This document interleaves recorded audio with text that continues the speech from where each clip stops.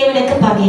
ஹல்லேலூயா. உலக சிநேகம் தேவனுக்கு பகை. என்னோடு சென்று 1 யோவான் 2வது அதிகாரம் 15வது வசனத்தை எடுத்துக்கொள்ளுங்க. 1 John chapter 2 verse 15. 1 யோவான் 2வது அதிகாரம் 15வது வசனம். 1 யோவான் புதிய ஏற்பாடுல இருக்கு.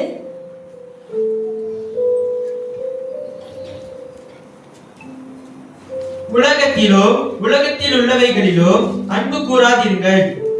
ஒருவன் உலகத்தில் அன்பு கூர்ந்தால் அவனிடத்தில் பிதாவின் அன்பு இல்லை. 1 யோவான் 2வது அதிகாரம் 15வது வசனம். வாலிப பிள்ளைங்க சீக்கிரம் பைபிள் எடுத்து தொடங்க. 1 யோவான் 2வது அதிகாரம் 15வது வசனம். 1 John chapter 2 verse 15. கடைசி கிட்ட இருக்கு. 1 யோவான் 2வது அதிகாரம் 15வது வசனம். மறுபடியும் படிங்க. உலகத்திலோ உலகத்தில் உள்ளவைகளிலோ அன்பு கூறாதீர்கள்.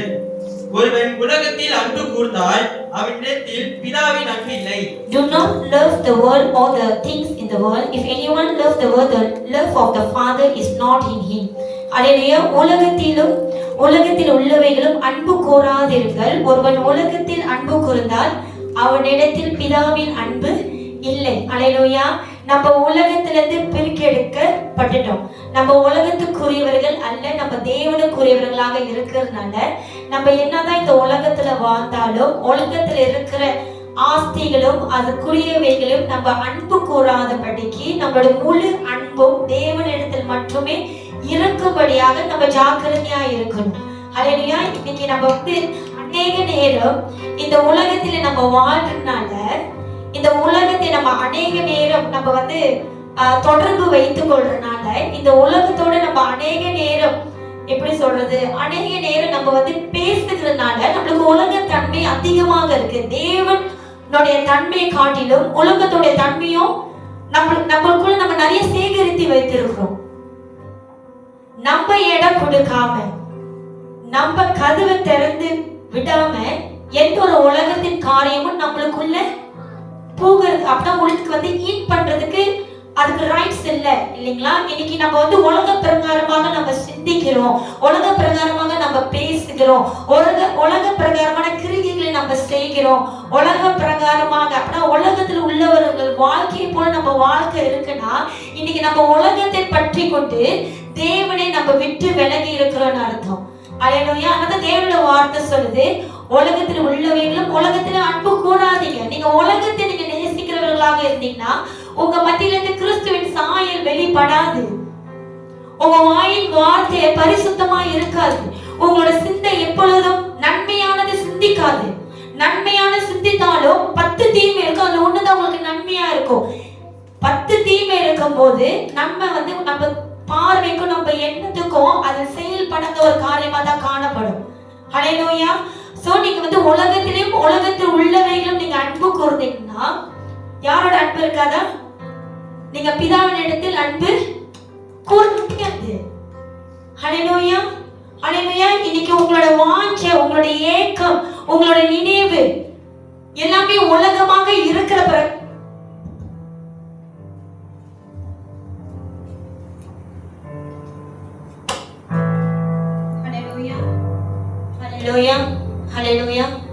எல்லாமே உலக பிரகாரமாக இருக்கிறதுனால உங்களால தேவன் எதிர்பார்க்கிற காரியத்தை அல்லேலூயா நீங்க எப்படியாக நீங்க தேவன் பார்வைக்கு நீங்க எப்படியாக நீங்க வாழணும், தேவன் பார்வைக்கு நீங்க எப்படிப்பட்ட வார்த்தைகளை நீங்க பயன்படுத்தணும், தேவன் பார்வைக்கு நீங்க எப்படிப்பட்ட சிந்தைகளை நீங்க தடுத்து கொள்ளணும்னு அது உங்களால பற்றிக்கொள்ள முடியாது. ஏன்னா உங்களுக்குள்ள தேவ வார்த்தையும் தேவனோட பிரசனமும் தேவ ஆவியானவர் காட்டிலும் உலகமும் உலகத்தோடைய ஆஸ்தி உலகத்தோட இச்சை உங்களுக்குள்ள நிறைவா இருக்கிறதுனால தேவ காரியத்தை உங்களால விலகி கொள்ள முடியாது. ஹல்லேலூயா. அதான் யோவான் 1 யோவான் 2:15 யோவான் இப்படியாக அழகா சொல்ற, உலகத்தில் உள்ளவைகளிலும் அன்பு கூறாதீர்கள். ஒருவன் உலகத்தில் அன்பு கூர்ந்தால் அவனிடத்தில் பிதாவின் அன்பு இல்லை. ஹல்லேலூயா. இன்னைக்கு நம்ம நிறைய சொல்றோம் இல்லையா, வாயின் பிரகாரமாக நம்ம தாராளமா சொல்றோம் நம்ம இயேசுவை நேசிக்கிறோம், நான் தேவனை நேசிக்கிறேன், தேவனை என் வாழ்க்கையில் நன்மைகளை செய்திருக்கிறாரு. அவர் மட்டுமே தேவன் வாய் நிறைய சொல்றோம். ஆனா நீங்க சொல்ற அந்த வார்த்தையானது உங்களோட உள்ளான இருதயத்துல இருந்து நீங்க சொல்றீங்களா? நீங்க சொல்ற வார்த்தையானது உங்க கிரிகை, நீங்க செய்கிற கிரிகையானது அப்படிப்பட்டதா இருக்கா? அது உங்க வார்த்தை அது வந்து பிரதிபலிக்குதா? இல்ல உங்களோட வாழ்க்கை அல்லேலூயா தேவனை அன்பு கூர்றவன், அல்லேலூயா தேவனை நேசிக்கிற ஒரு மனுஷன், தேவனை முழு இதயத்தோட, முழு ஆத்துமாவோட, முழு சிந்தையோட, முழு பலத்தோட நேசிக்கிறவன், அல்லேலூயா அவனுடைய சிந்தை எல்லாமே தேவனை மட்டுமே பற்றி இருக்கும். அவனோட தேடுதல் எல்லாமே தேவனுக்குரியதும் தேவன ராஜ்யத்துக்குரியது மட்டுமா தான் இருக்குமே தவிர உலகத்துக்குரியதா இருக்காது. இன்னைக்கு நீங்களே நானும் ஆராய்ந்து பார்ப்போம். தேவனோட வார்த்தைக்கும் தேவனோட பிரசன்னத்துக்கும் தேவனோட உருவாடல் வைத்துக்குள்ள அந்த ஜெபத்துக்கும் நம்ம எவ்வளவு இடம் கொடுக்கிறோம்? நம்மளுக்கு ஒரு காரியம் உலகத்துல நம்மளுக்குன்னு ஒரு காரியம் வரும்போது, நம்மளோட தேவைன்னு வரும்போது, அல்லேலூயா அல்லேலூயா நம்மளுடைய தேவையை முன் வைத்து தேவனுடைய ராஜ்யத்துக்கும் தேவன் கொடுக்க வேண்டிய சில காரியத்துக்கும் முக்கியத்துவத்தை நம்ம பின் தள்ளுறோம். இதுதாங்க அதோட அர்த்தம். நீங்க வந்து உலகத்தை நீங்க நேசிக்கிறதுனால உங்களுடைய ஈர்ப்பு உங்க காரியத்தை மேல பாருங்க. தேவனை நேசிக்கிறவன் அவன் தன்னைத்தானே வெறுக்கணும். தன்னைத்தானே வெறுக்கணும். You have to hate yourself. இல்ல அப்படின்னா வந்து வெறுக்கணும்னா சில பேர் தவறா புரிஞ்சுக்க, அப்படின்னா நான் செத்துணுமா சிஸ்டர் அப்படி நான் சொல்லல. தன்னைத்தானே வெறுக்கணும்னா உங்களுக்கு நிறைய ஆசைகள் இருக்கும். அந்த ஆசைகளை நினைச்சு பாருங்க. உங்களுக்கு நிறைய விருப்பங்கள் இருக்கும், உங்களுக்கு நிறைய லட்சியம் இருக்கும். நம்ம இந்த உலகத்துல வாழணும், நான் இல்லைன்னு சொல்ல. பட் அந்த காரியங்கள் உங்களை தேவன்கிட்ட பிரிக்கிற ஒரு காரியமா இருந்துச்சுன்னா, ஹல்லேலூயா, அது தேவன்கிட்ட உங்களை தூரப்படுத்துற காரியமாக இருந்ததுன்னா, அது உங்களை தேவனை பார்க்காதபடிக்கு உங்களோட சிந்தையை உங்களோட பார்வை இருளாக்குறதான காரியமா இருந்துச்சுன்னா, அதுதாங்க தன்னைத்தானே வெறுக்கணும். அப்படின்னா உங்களோட ஆசைகள், உங்களுக்குள்ள இருக்கிற பல இச்சைகளை நீங்க வெறுத்து தேவனிடத்துல உங்களுடைய சிலுவை தூக்கி கொண்டு நீங்க வரணும். இயேசு கிறிஸ்து எப்படி அவரோட பாடுகளை அவர் சுமந்து கொண்டாரோ, உங்களுக்கும் ஒரு சிலுவை இருக்கு. உங்களுக்கும் கிறிஸ்து நிமித்தமாக சில பாடுகள் உண்டு. நீங்க கிறிஸ்துக்குள்ள வரும்போது கண்டிப்பா மனைவி வந்து தேவனை தேடும்படியாக, தேவகிட்ட நெருங்கும்படியாக அவங்க வரும்போது கண்டிப்பா சில கணவர் வந்து நெருக்கடி கொடுப்பாங்க.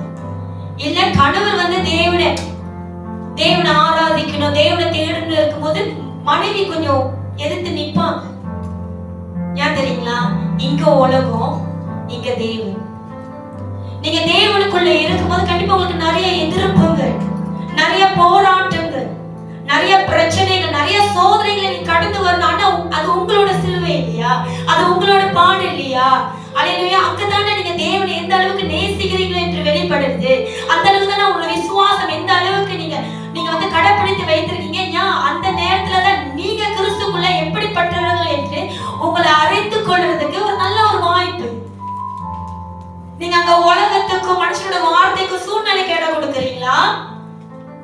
இல்ல உங்களை படைத்த தேவன், இதுவரைக்கும் உங்களை வழி நடத்தின தேவன், எந்த ஒரு சேதம் இல்லாம எல்லா விதத்திலும் உங்களை பாதுகாத்து சரீர பிரகாரமாகவும் ஆவிக்குரிய பிரகாரமாகவும் உங்களை ஆசீர்வதித்து இனி கனத்தோடு மரியாதையோடு வாழும்படியாக வைத்திருக்கிறாரு. அந்த தேவனுக்கு நீங்க இடம் கொடுக்க போறீங்களா? அல்லேலூயா அல்லேலூயா. நீங்க உலகத்தை நேசிக்கிறவர்களாக இருந்தீங்கன்னா, நீங்க தேவனுக்கு பகைஞனா தான் நீங்க மாற முடியும். You will become enemy to the God. அல்லேலூயா அல்லேலூயா. எப்படிங்க உலகத்தையும் நேசித்து தேவனை நேசிக்க முடியுமா? முடியாது. நம்மளுடைய சுத்தமான, நான் ஒரு மனைவியா இருக்கேன், என்னோட முழுமையான அன்பு, மாயமற்ற அன்பு, அப்படின்னா அதுல கலக்கம் இல்லைன்னு சொல்லுவாங்க. கலக்கம் இல்லாத ஒரு அன்பு, பரிசுத்தமான அன்பு, அது என் கணவர் மேல மட்டும்தான் இருக்க முடியும். என் கணவரை நேசிச்சுட்டு நான் வேறு மனுஷன் நேசிக்க முடியாது.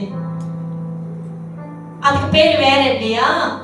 அதுதான் தேவன் சொல்ற, நீ உலகத்தையும் நேசிச்சுக்கிட்டு நீ என்னையும் நேசிக்க முடியாது. அது பொய்யான அன்பு.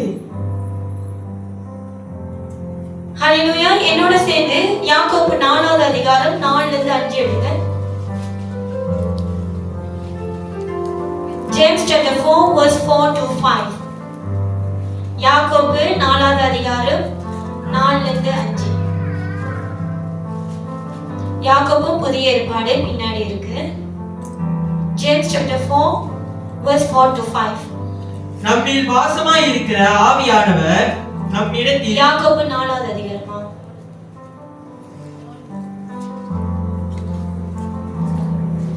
விபச்சாரரே விபச்சாரிகளே, உலக சிநேகம் தேவனுக்கு விரோதமான பகை என்று அறியீர்களா? ஆகையால் உலகத்துக்கு சிநேகிதனாய் இருக்க விரும்புகிறவன் தேவனுக்கு பகைஞனாய் இருக்கிறான். நம்மில் வாசமாய் இருக்கிற ஆவியானவர் நம்மிடத்தில் வைராக்கிய வாஞ்சியாய் இருக்கிறார் என்று தேவ வாக்கியம் வீணாய் சொல்லுகிறது என்று நினைக்கிறீர்களா? பாருங்க, யாக்கோபு அவருடைய வார்த்தையை இப்படியாக ஆரம்பிக்கிறாரு. விபச்சாரரே விபச்சாரிகளே. யாக்கோபு யாருக்கு எழுதுறாரு? தேவ ஜனங்களுக்கு தான் எழுதுறாரு. ஆனா அந்த தேவ ஜனங்களை அவர் எப்படியாக அவர் ஐடென்டிஃபை பண்றாரு? ரொம்ப கஷ்டமா இருக்கு இல்லையா? நான் சொன்னா இப்ப என்னை கல்லூட்டு அடிச்சிருவீங்க. நல்லவேளை தேவனோட வார்த்தை. ஆமோன் சிரிக்கிறாரு, அப்ப ரெடியா தான் இருந்திருக்காரு போல. ஓகே, தேவனோட வார்த்தை சொல்லுது, விபச்சாரரே விபச்சாரிகளே, உலக சிநேகம் தேவனுக்கு விரோதமான பகை என்று அறியீர்களா? ஹல்லேலூயா. யாக்கோபு தேவ ஜனங்களை பார்த்து விபச்சாரிகளே விபச்சாரரே கூப்பிடுறாரு. விபச்சாரம் என்ன தெரியுங்களா?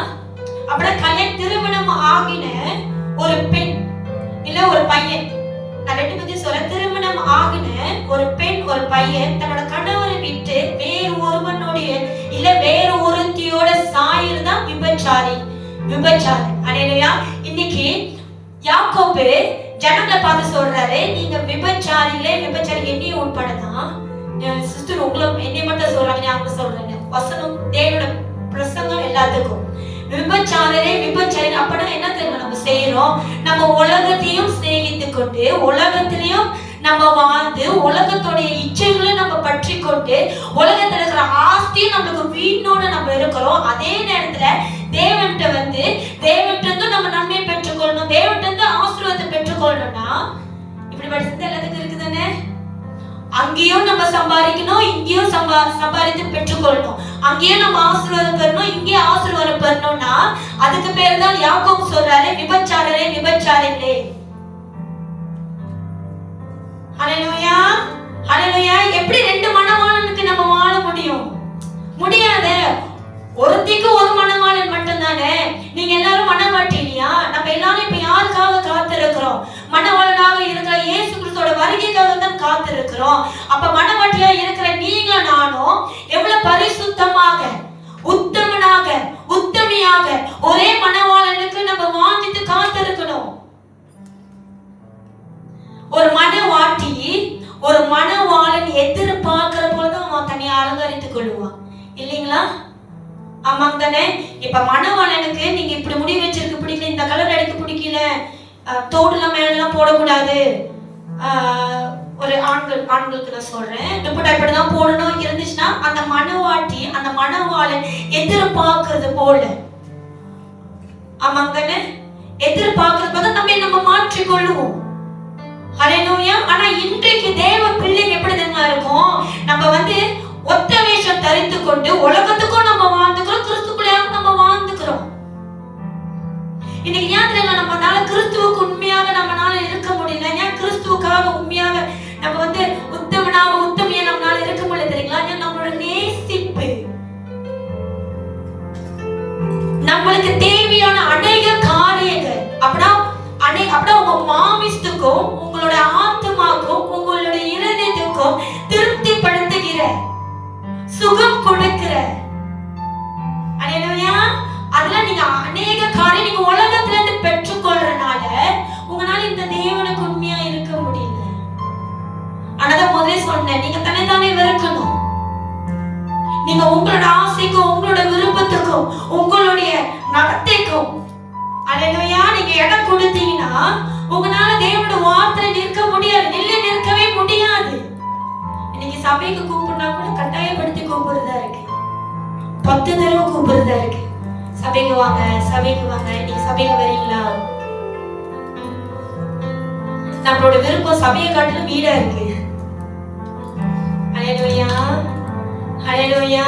அதான் யாக்கோபு சொல்றாரு, விபச்சாரிகளே, உலக சிநேகம் தேவனுக்கு விரோதமான பகை. ஹல்லேலூயா. இன்னைக்கு உங்களை நீங்க ஆராய்ந்து பாருங்க. உங்களோட தேடுதல் அதிகமாக எங்க இருக்கு? தேவனோட காரியத்தின் மேலையா, தேவனோட வார்த்தை மேலையா, இல்ல உலகத்தின் மேலையா? இன்னைக்கு உங்களோட சிந்தை, உங்களோட இருதயம் அநேக நேரத்துல உலகத்துல இருக்குன்னா நீங்க தேவனுக்கு விரோதமாக எதிர்த்து நிக்கிறவர்களாக இருக்கிறீங்க. தேவனுக்கு எதிர்த்து நிக்க நீங்களும் நானும் யாருங்க? பலன் இல்ல, நம்மள்ட்ட வல்லம் இல்ல, உங்களுக்கு இன்னும் கூட நம்மள்ட்ட சக்தியும் இல்ல. நீங்க நானும் சாதாரண மனுஷன். இன்னைக்கு நம்மளுக்குள்ள கிறிஸ்து இருக்கிறனால்தான், கிறிஸ்துவோடைய நிழல் நம்ம மேல இருக்கிறனால்தான் நம்ம இன்னைக்கு கனம் பெற்றவர்களாக, மரியாதைக்குரியவர்களாக நம்ம அநேகரோட கண்களுக்கு நம்ம தேன்படும். ஏன்னா கிறிஸ்துவோட ஒளி நம்ம மேல இருக்கிறதுனால. அந்த ஒளி வந்துச்சுன்னா நம்ம எல்லாம் இருள் தான், யாருக்கும் தெரிய மாட்டோம், யாருக்குமே தெரியவே மாட்டோம். சோ உலக சிநேகம் தேவனுக்கு விரோதமான பகை என்று அறியீர்களா? ஆகையால் உலகத்துக்கு சிநேகிதனாய் இருக்க விரும்புகிறவர் தேவனுக்கு பகைஞன் ஆகிறார். நம்மில் வாசமாய் இருக்கிற ஆவியானவர் நம்மிடத்தில் வைராக்கிய வாஞ்சியாய் இருக்கிறார் என்று தேவ வாக்கியம் வீணாய் சொல்கிறது என்று நினைக்கிறீர்களா? எத்தனை பேர் விசுவாசிகள் நம்மளுக்குள்ள ஆவியானவர் இருக்கிறார்? எத்தனை பேர் விசுவாசிகள் ஆவியானவர் நான் தவறு செய்தாலும், நான் பலவீனத்துல கடந்தாலும், நான் சோதரமத்துல கடந்து போனா, நான் சந்தோஷமா இருந்தாலும் அவர் என் கூட இருக்கிறார்? எத்தனை பேர் விசுவாசிக்கிறீங்க? நீங்களும் நானும் விசுவாசிக்கிறேன். தேவனோட வார்த்தை சொல்லுது, ஆவியானவர் நம்மளுக்கு முத்திரையாக கொடுக்கப்பட்டிருக்கார். ஒரு முத்திரை போட்டாச்சுன்னா அதை எடுக்க முடியாதுங்க. அல்லேலூயா, அல்லேலூயா. மீட்கும் பெரு நாள் வரைக்கும் அவருக்கு நம்மளுக்கு முத்திரையாக கொடுக்கப்பட்டார். நீங்க பாவம் செய்யும் போதும் அவர் உங்களுக்குள்ள வாசம் செய்கிறாரு. நீங்க கஷ்டத்தின், துன்பத்தின், வேதத்தின் மத்தியில கடந்து போகும்போதும் அவர் உங்களுக்குள்ள வாசம் செய்கிறாரு. நீங்க சந்தோஷமாக, நிறைவாக, சமாதானமாக இருக்கும் போதும் அவர் உங்க மத்தியில வாசம் செய்கிற தேவனாக இருக்கிறார். அவர் எப்படி தெரியும் உங்க மத்தியில வாசம் செய்கிறாரா? வைராக்கியம் உள்ள ஆவியானவராக வாசம் செய்கிறார். அல்லேலூயா. அவர் உங்களை யாருக்கும் விட்டு கொடுக்க, ஆமென், அல்லேலூயா, அவர் யாருக்குமே உங்களை உலகத்துக்கும், பாவத்துக்கும், உலகத்தின் இச்சைக்கும் விட்டு கொடுக்க அவர் தயாராக இல்லை. ஆனாதான் பாருங்க, அநேக தடவை நம்ம தேவனை விட்டு விலகி போனாலும், நம்ம பாவத்துல விழுந்து கடந்தால் நம்மளுக்குள்ள ஒரு மனுஷன் பேசுவான், இது தவறு, தேவனுக்கிட்ட வா. இல்ல ஒரு உணர்தல் வரும், நம்ம செய்யறது தவறுன்னு. அல்லேலூயா. அவர் உங்களுக்குள்ள வைராக்கியமாக இருந்து உங்களை எப்படியாச்சும் அந்த உலகத்திலிருந்து, அந்த பாவத்திலிருந்து, உங்களோட வீணான சிந்தையிலிருந்து, வீணான நடத்திலிருந்து உங்களை எப்படியாக அதுல இருந்து மீட்கும்படியாக, அல்லேலூயா, மீண்டுமாக அவருடைய பிள்ளைகளாக சுகந்தரித்துக் கொள்ளும்படியாக அவர் உங்களை இழுத்து கொண்டே இருப்பார். தெரியுங்களா? எத்தனை பேர் அதை உணர்ந்திருக்கீங்க? அல்லேலூயா, அல்லேலூயா. அதாங்க ஆவியானவர் வைராக்கியமாக. தாவீது சங்கீதம் 50 அவர் சொல்லுவாரு, அந்த நேரத்துல, அதாவது மன திரும்புதல் சங்கீதம் 50 தாவீது ஊரியாவை கொன்று பர்ஷபாலை எடுத்துக்கொண்டு நாத்தான் தீர்க்கதரிசி கண்டித்த பிறகு அவர் மனம் திரும்புற ஒரு சங்கீதத்தை எழுதுவார். சங்கீதம் 50. அப்ப சொல்றாரு, உங்களுடைய ஆவியானவரை என்னை விட்டு எடுத்துக்கொள்ளாதீங்க. அல்லேலூயா. இன்னைக்கு ஆவியானவர் மட்டும் நம்மளுக்குள்ள இல்லைன்னா, நான் சொல்றேனே, ஒரு மனுஷன் கூட இன்னைக்கு பாவத்திலிருந்து மனம் திரும்ப முடியாது. இன்னைக்கு ஒரு மனுஷன் மனம் திரும்புறாருன்னா, அல்லேலூயா, இன்னைக்கு ஒரு மனுஷன் மனம் திரும்புறான்னா ஆவியானவர் உங்களுக்குள்ள இருக்கிறனால தான் உங்களுக்கு ஒரு பரிசுத்தமான ஒரு உணர்வு அவர் ஸ்பார்க்கல் பண்றாரு. அல்லேலூயா, உணர்த்துறாரு. ஆமென். ஆனால தேவனுடைய வார்த்தை சொல்லு, நம்ம வாசமாய் இருக்கிற ஆவியானவர் நம்மிடத்தில் வைராக்கிய வாஞ்சியா இருக்கிறார் என்று வேத வாக்கியம் வீணா சொல்லுகிறது என்று நினைக்கிறீர்களா? சத்திய வார்த்தைங்க, பொய்யான வார்த்தை இல்ல. இன்றைக்கும் அந்த ஆவியானவர் உங்களுக்குள்ள வாசமா அப்படியே வைராக்கிய வாஞ்சியாக வாசம் செய்கிற ஆவியானவர் இன்றைக்கும் அவர் உங்களை அவருக்குள்ளாக சேர்க்கும்படியாக தான் அவர் முயற்சிக்கிறார். மனுஷன் மட்டும் தான் எஃபர்ட் போடுறாரு நீங்க நினைக்கிறீங்களா? இல்ல.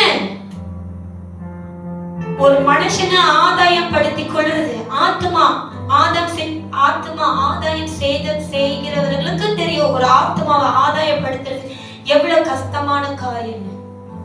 அல்லேலூயா, அல்லேலூயா. நம்ம இந்த வேலை நம்ம மனுஷனுக்கு மட்டும் செட்டப் சபைக்கு வரலாம் சரி, உங்களுக்கு பிரச்சனை உங்களை எப்படியாச்சும் மீட் பண்ணணும் தான் நாங்க நினைக்கிறோம் தேவ வார்த்தையை கொண்டு. அதே போலதான் ஆவியானவரும் தினந்தோறும் பல லட்சம் ஜனங்களை ஆத்மா ஆதாயம் பண்ணிக்கொண்டே இருக்கிறாரு. அல்லேலூயா, அல்லேலூயா.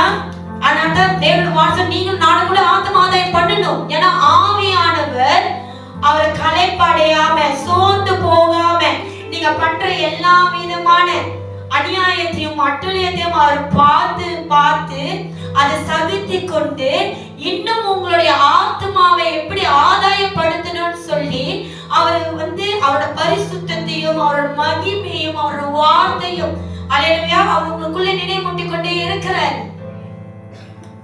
ஆமென். என்ன சொல்லி யாக்கோபு 5:5 எடுத்துக்கொள்ளுங்க.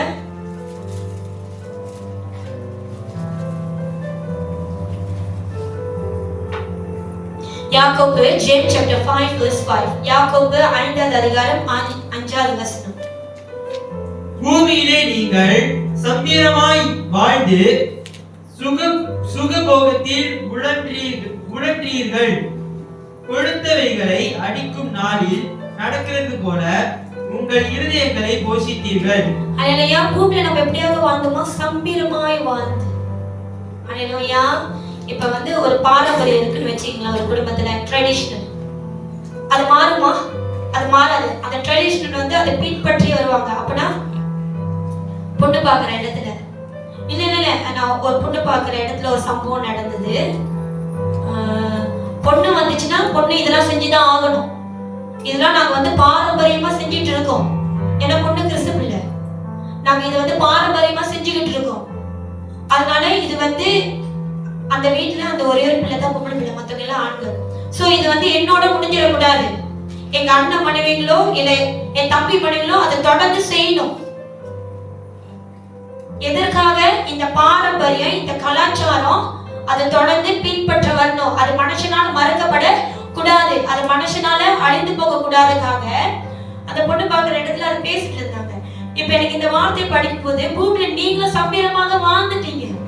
பூமி எப்படியாக வாழணும்னு கற்றுக் கொடுத்ததோ அதே போல நம்ம பாரம்பரியமாக கலாச்சாரமாக நம்மளே அப்படியே வாழ்ந்து கொண்டு இருக்கிறோம். நம்மளால அதுல இருந்து மீண்டு வர முடியல, அதுல இருந்து நம்மளால மாற்றிக்கொள்ளவும் முடியல. என்னோட இருக்கீங்களா? புரியுது நான் சொல்றது? அல்லேலூயா. உங்களுக்கு யாருங்க வாழ கத்து கொடுத்தா? நீங்க பொறுத்தவரை தேவனோட வார்த்தை உங்களுக்கு கற்றுக் கொடுத்துருச்சா? நம்மளுக்கு அந்த ஞானம் வந்துருச்சா? இல்ல. உலகத்துல வாழ்ந்தவங்க நீங்க இப்படியாக தான் வாழ நம்மளுக்கு கற்றுக் கொடுத்தது. அது இப்ப சம்பீரமாக அப்படின்னா அது பாரம்பரியமாக நம்ம வாழ்க்கையில நம்ம அதை தொடர்ந்து வந்துகிட்டே இருக்கும். அதே தான் நம்ம பிள்ளைங்களுக்கு கற்றுக் கொடுத்தோம். ஆனா நீங்க சத்திய வார்த்தையை அறிந்து கொண்ட நம்ம வேதம் நம்மளுக்கு தெளிவாக சொல்லி கொடுக்குது, ஒரு கிறிஸ்துக்குள்ள இருக்கிறவன் அவன் புதிய சிருஷ்டியா இருக்கிறான், பழையவைகள் அனைத்தும் ஒழிந்து போயின, இனி புதிய மனுஷனாக அவன் மாற்றப்படுறான். பழைய வாழ்க்கை வேண்டாம், இது வரைக்கும் வாழ்ந்த வாழ்க்கை வேண்டாம், இது வரைக்கும் அந்த கலாச்சாரம் வேண்டாம், அந்த பாரம்பரியம் வேண்டாம், நம்ம முன்னோர்கள் சொல்லி கொடுத்த விதம் நம்மளுக்கு வேண்டாம்.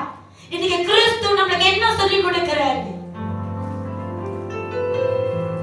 கிறிஸ்து தன் சீஷர்களுக்கு சொல்லுவாரு, நான் உலகத்துக்குரியவன் அல்ல, அதே போல நீங்களும் உலகத்துக்குரியவர்கள் அல்லன்னு சொல்லி யோவான்ல அவர் சொல்லி கொடுக்கிறார் சீஷர்களுக்கு.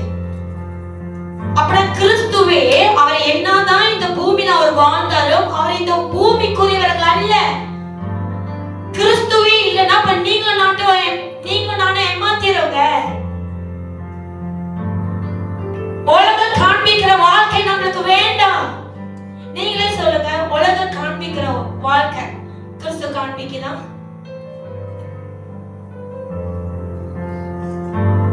மதுபானம் வேத போட்டிருக்க, நல்லா குடிச்சிட்டு ஃபங்க்ஷன் வரும்போது 5 பேரை சேர்த்துட்டு டேபிள் வச்சுட்டு இருக்கீங்களா? பெண் பிள்ளைங்க ஒரு மாதிரியா சிரிக்கிறீங்க. நீங்களே சொல்லுங்க, அது ஹெல்த்தியா? ஹெல்த்தியா? வீட்டுக்குள்ள மனைவி இருக்காங்க, பிள்ளைங்க இருக்காங்க. நீங்க என்ன உதாரணத்தை நீங்க காட்டுறீங்க? என்ன உதாரணத்தை நீங்க எடுத்து காட்டுறீங்க உங்க குடும்பத்துக்கு? ஆமென். எனக்கு ஒரு தடவை ஞாபகம் இருக்கு.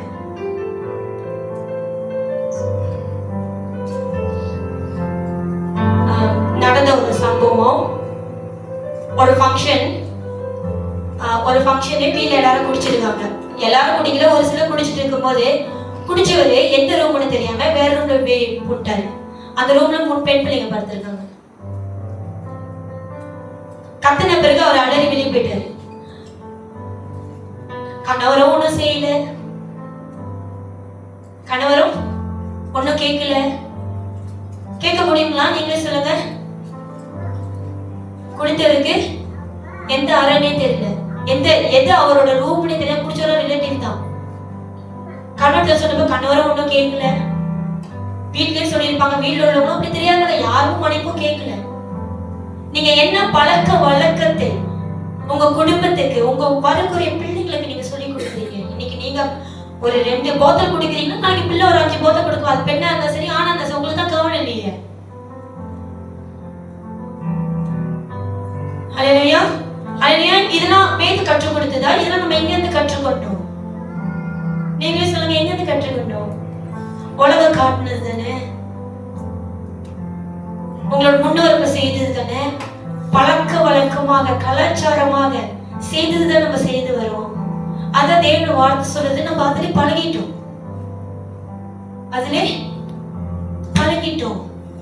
இன்னைக்கு நீங்க செய்கிற ஒரு காரியம், நீங்க செய்கிறது, ஏன்னா சில பேர் அது விஞ்ஞானத்தை செய்யறாங்க, அது அவங்களுக்கு ஒரு திருப்தி கொடுக்குது, அது ஒரு சந்தோஷம், என்ஜாய், ஃபன்.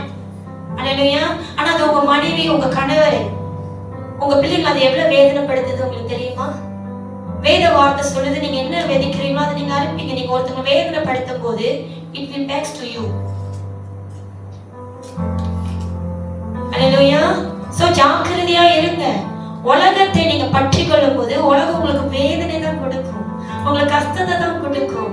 அதை அனுபவிக்கும் போது இன்பமா இருக்கும், ஆனா முடிவும் வேதனையா தான் இருக்கும். மனம் திரும்புங்க. இந்த மாதிரி நீங்க உலகத்துல இருந்து கற்றுக்கொண்ட அநேக காரியங்கள் இருந்தா மனம் திரும்புங்க. தேவன் பொறுமையோட காத்திருக்கிறாரு, நீங்க எப்ப மனம் திரும்புவீங்க என்று. பேதுரு 1 பேதுரு அழகா சொல்றாரு, நான் இன்னைக்கு வருவேன், நாளைக்கு வருவேன், திருடனை போல வருவேன்னு தேவன் சொல்றாரு இல்லையா? நம்மளால யூகிக்க முடியாது, ஆனா அவர் வருவாரு. ஆனா அவர் நியாயம் இன்னும் தாமதித்துக் கொண்டிருக்கிறார். அநேகரும் மனம் திரும்பும்படியாக, அநேகரும் ரட்சிக்கப்படும்படியாக தான் அவர் இன்னும் தாமதிக்கிறார் அவரோட வருகையை. அந்த அந்த அந்த தாமதத்தை நீங்க அலட்சியப்படுத்தாதீங்க. வாய்ப்பு இருக்கும் போதே, இந்நேரமே உங்களுக்கு அந்த வாய்ப்பு இருக்கா, மனம் திரும்புங்க, கர்த்தருக்குள்ளாக திரும்புங்க, உங்க பாவத்தை விட்டு வாங்க, பாவத்தை தள்ளி விட்டு வாங்க. யோசேப்பு சொல்ற, என் தேவனுக்கு விரோதமாக நான் எப்படி பாவம் செய்கிறது? போத்தீபர் மனைவி யோசேப்பு மேல ஆசை வைத்தான், கட்டாயப்படுத்தினான், கட்டாயப்படுத்தினான். ஆனா யோசேப்பு ஒரே வார்த்தை தாங்க சொன்னா, என் தேவனுக்கு விரோதமாக நான் எப்படி பாவம் செய்ய, அந்த உணர்வு எல்லாத்துக்கும் இருக்கணும். ஆமென். அந்த வசனத்தை படிங்க. பூமியிலே நீங்கள் சம்பீரமாய் வாழ்ந்து சுகபோகத்தை உழன்றீர்கள். அப்படின்னா தவற எடுத்துக்காத. எனக்கு என்ன வார்த்தையை சொல்றது? பன்றிக்குட்டி எப்படி சேத்துல பிறந்தோமே, பன்றிக்குட்டி தானே, பன்றிக்குட்டியா மாடு, பன்றிக்குட்டி சேத்துல பிறந்திருக்கு. அந்த மாதிரி நம்ம இப்ப சுகபோகத்துல வாழ்ந்துட்டோம். கரெக்டா? பாசராமன் சொல்றாரு, பன்றிக்குட்டி பாத்திருக்க மாட்டோம் பண்டிய. ஆனா நீங்க கத்துள்ள தீலாம் பாத்திருப்பீங்க இல்லையா? அதை எவ்வளவு என்ஜாய் பண்ணி காலெல்லாம் தூக்கிக்கிட்டு இப்படி படுத்துக்கிட்டு உருட்டிக்கிட்டு இருப்பாங்க அவரு சேர்ந்துல. அந்த மாதிரி இன்னைக்கு நம்ம உலகத்துல வாழ்ந்து கொண்டிருக்கிறோம். அடுத்தது, கொடுத்தவைகளை அடிக்கும் நாளில் நடக்கிறது போல உங்கள் இருதயங்களை போஷித்தீர்கள். கொழுந்த அப்படின்னா வந்து ஒரு ஒரு கொழுந்தனா ஒரு பெரிய ஒரு திருவிழா, ஒரு விருந்து வந்துருச்சுன்னா. ஆனா இப்ப கூட எங்களோட சைனீஸ் நேபர் வந்து ஃப்ரைடே பையனுக்கு கல்யாணம், எங்களை கூப்பிட்டாங்க. சைனீஸ் சாப்பாடு முதல் தடவை விட்டுறக்கூடாது சொல்லிட்டு எல்லாரும் சாப்பிட்டோம். ஏன்னா இதுக்கு மேலே எந்த சைனீஸ் கூப்பிடுவாங்க அப்படின்னா அந்த மாதிரி தான் இப்ப நம்ம இருக்க என்ன பண்றோம், கொளுற்ற அப்படின்னா ஒரு விருந்து வந்தா எப்படி எல்லாமே எடுத்து போட்டுக்கணும்னு நினைக்கிறோமோ அதே போல இன்னைக்கு உலகத்துல இருக்கிற இச்சையும் அதோட ஆஸ்தியும் நம்ம அப்படியாக நம்மளோட இருதயத்துக்கு நம்ம வந்து போஷிக்கிறோம். நம்ம சாப்பாடு கொடுத்து நம்ம வளர்த்து கொண்டு இருக்கிறோம். யார? நம்மளோட இருதயத்தை, நம்மளோட ஆத்மாவை. இன்னைக்கு நம்ம வீணாவது மத்தவனால இல்ல, வீணாகிறது யாருனால? நம்மனாலேயே. இன்னைக்கு வீணா ஆடி இருக்கிறது யாருனால? நம்மனால. ஆமென். கடைசியாக என்னோட சேர்ந்து மத்தேயு 6:24 வசனத்தை எடுத்துக்கொள்ளுங்க. மத்தேயு 6 அதிகாரம் 24 வசனம். Matthew chapter 6 verse 24. சுவிசேஷ புஸ்தகம் மத்தேயு தான் முதல் அதிகாரம். குமரன் பைபிள் திருப்பல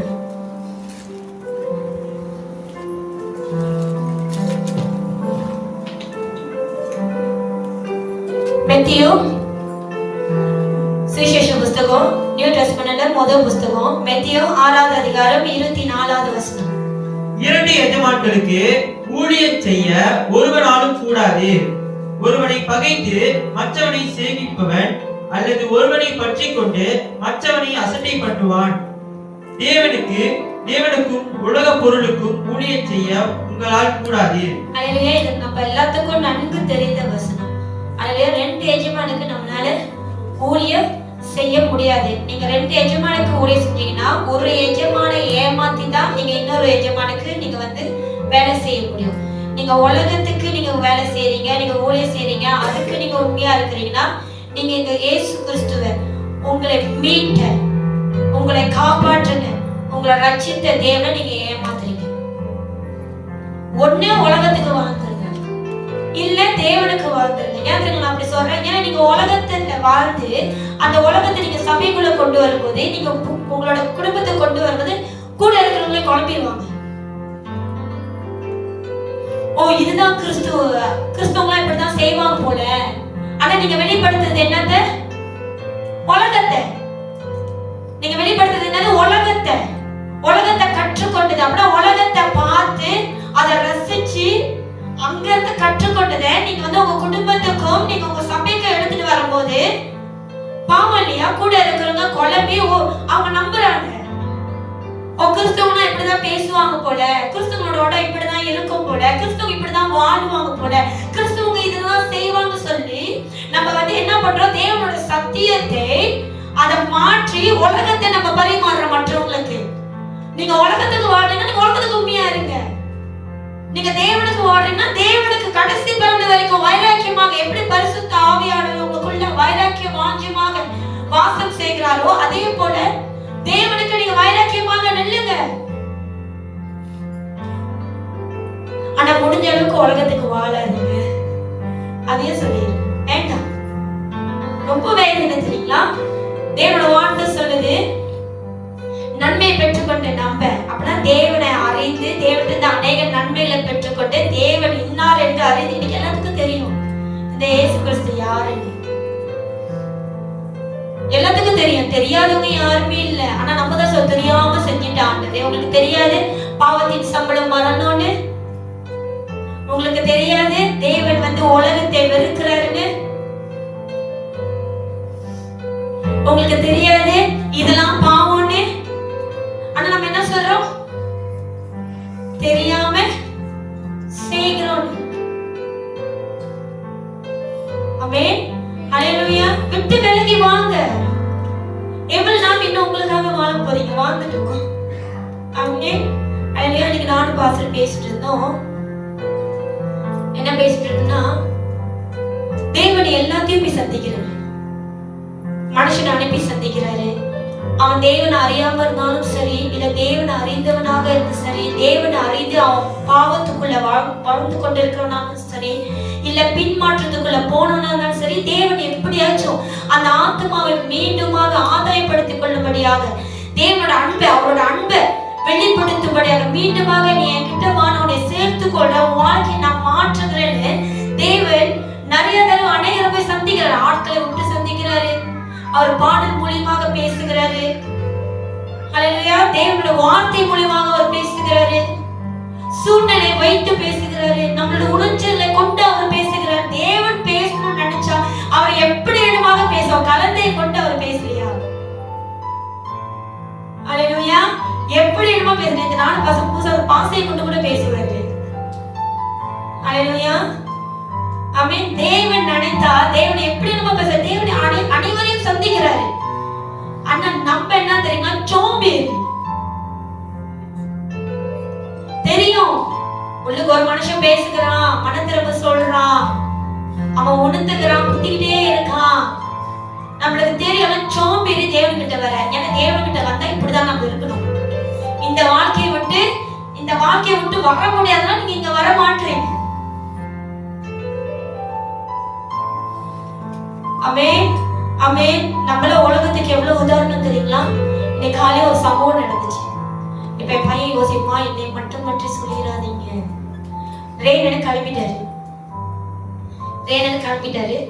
அவர் என்ன ஒரு வார்த்தை கேட்டாரு, நான் வெஸ்ட் போட்டேன்னா எந்த வெஸ்ட் போட்டா நல்லா இருக்கும்னு கேட்டாரு. Blue or black? அவர் சட்டையை பார்த்தேன், maybe black. You want to wear? No mummy, I don't. I just asked only. Okay. தாய் போடுங்கன்னு சொன்னேன். What color mummy? Black. போட்டுட்டாரு. அப்ப சொன்னேன், ஐயா போ போடுறீங்களா? என்ன போடுறீங்களா? போ போடுறீங்களா? நீங்க போ போட்டா நல்லா இருக்கும், நான் உங்களுக்கு வாங்கி வச்சிருக்கேன், நீங்க போடுங்க. No, I don't want to wear. ரேங்கடை எப்போது வந்து லேட்டா தான் வருவாரு. அவர் டக்குன்னு வர மாட்டாரு. ஏன் தெரியுங்களா? அவர் போட்டிருந்தது சின்னவர் பார்த்துட்டாருன்னா டக்குன்னு மாத்திட்டு வந்துருவாரு. அவர் வாழ்ந்துட்டாரு இல்லையா? சோ அவர் வந்து தனியா அவர் இருக்கணும்னு அவருக்கு ஆசை. அவர் எல்லாரும் கிளம்பிட்டு பிறகு வராரு. என்ன எப்படி வராரு? வெஸ்ட் போட்டு பூ வச்சுட்டு பூ கட்டிட்டு வராரு. நான் ஃபர்ஸ்ட் பார்த்த ரேனு, கேன் ஐ வே போ?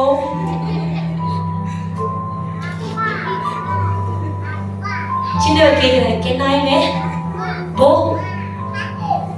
சொன்னேன், நீ பரலோகத்துக்கு போனா உன் தம்பியும் பரலோகத்துக்கு போவான். ஒருவேளை நீ நரகத்துக்கு போனா உன் தம்பியும் உன் கூட பின்னாடியே வரும். எவ்வளவு உதாரணம் தெரியுமா? நம்ம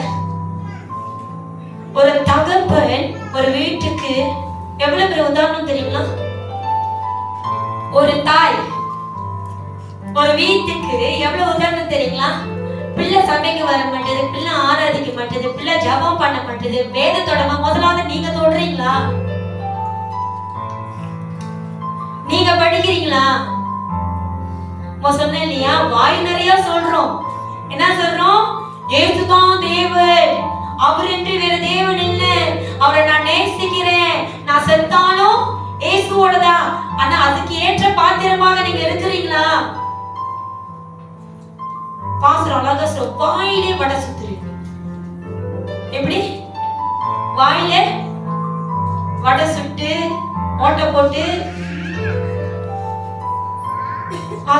பாசுரத்தான் நிறைய காத்த கத்துக்கிட்டேன். வாயிலே வடை சுட்டு. இன்னொன்னு சொல்லுவாரு, வாயிலன்னா நாய் தூக்கிட்டு போயிடும்.